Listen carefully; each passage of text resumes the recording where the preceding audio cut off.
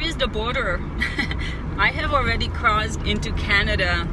I have driven at least 5, maybe even 10 miles, and there's no border. The signs are like showing that you're in Canada.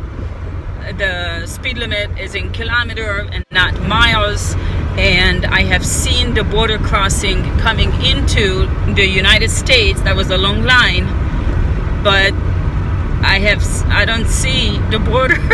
This is so strange. I don't remember it being like this on the way here.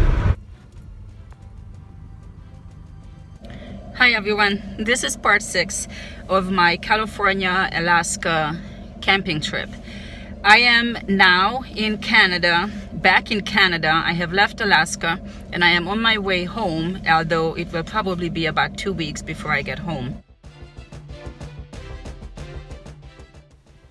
Coming back, I'm taking the same route that I took to Alaska, and everything is so different. The sky is so hazy.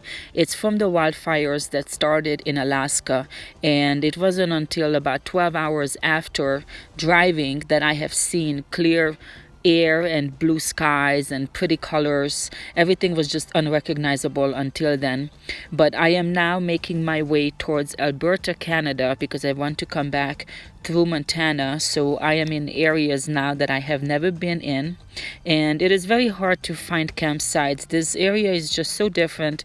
There's almost nowhere to pull over, and this site that I found, it's actually pretty nice. It's way off the road. It's a huge area, so I don't have to worry about my dogs running out.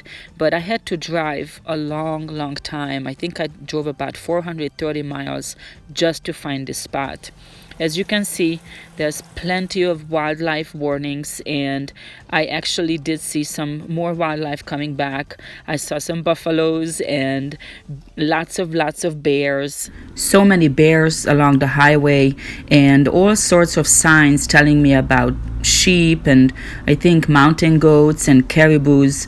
Many warning signs about caribous. I think they cross these highways. These are their migratory routes, so I am pretty excited. Hopefully I can see some of them before I enter the United States.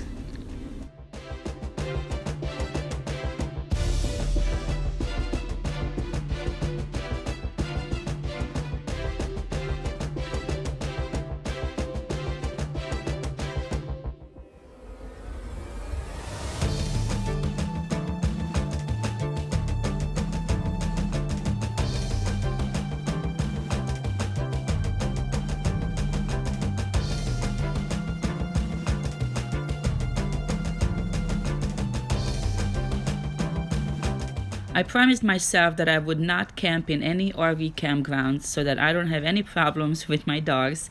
So it's just looking for open land along the highway, and it is a lot more difficult coming back than on the way there.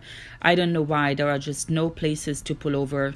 And coming back towards Alberta, it is even more difficult. There's just almost nowhere to pull over, so I end up driving a lot more every day. I was going to take it slow, drive maybe 100 or 200 miles, and I find myself driving 300-400 miles or even more every day.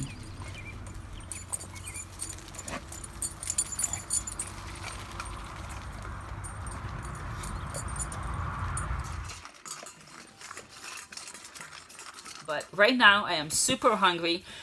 As soon as we pulled up here, it started raining, so a campfire was out, obviously, and I'm just so tired. It's already past 10 o'clock. I don't even feel like cooking. So dehydrated food is one of your best things. So this is one I have. I have other ones. Mountain House, I like a lot.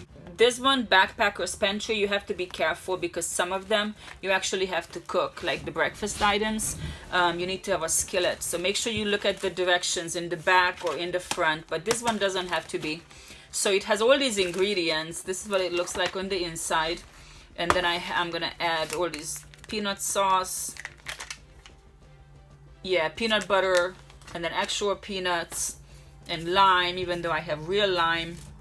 And then I think this is like sriracha, something hot that I'm gonna have to add, so I'm gonna go and heat some water.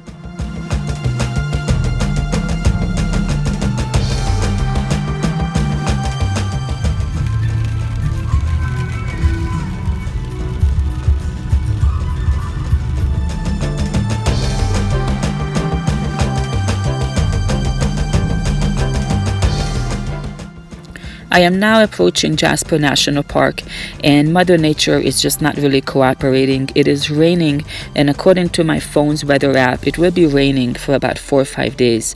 The original plan was to drive through Jasper National Park and find a spot between this park and Banff National Park, unhook the trailer, and then drive back and really explore the national park and just take a few days, or at least one full day, and then go back, spend the night, and then go down south to Banff National Park, and then go back to my trailer, and then come back and cross the border. But as I am finding out, Jasper National Park is probably the biggest park I've ever seen. It is 300 miles to drive through.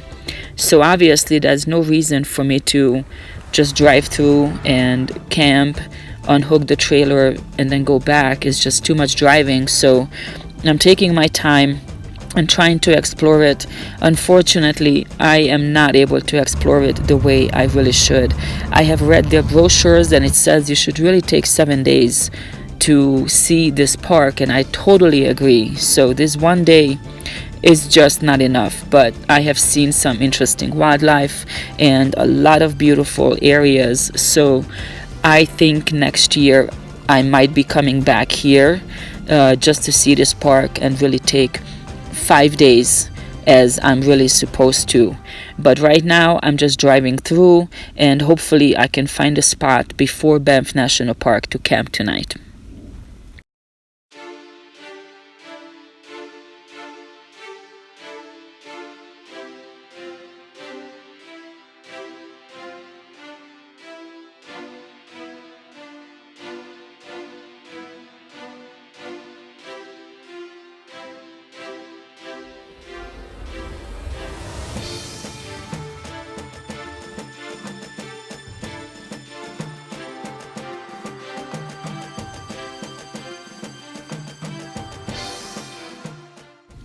Well, my plans did not work out the way I wanted them to.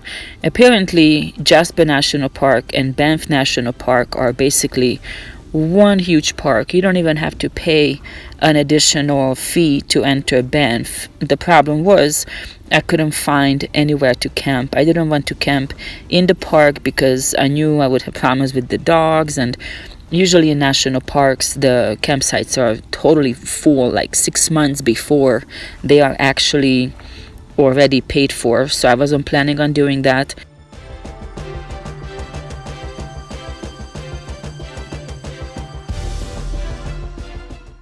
I decided to spend the night in the city called Banff, and after that just keep going towards the border. This is a dog park that I camped next to, and I just spent the night, and basically I'm going to cross the border because it's still raining and there is absolutely no reason for me to wait.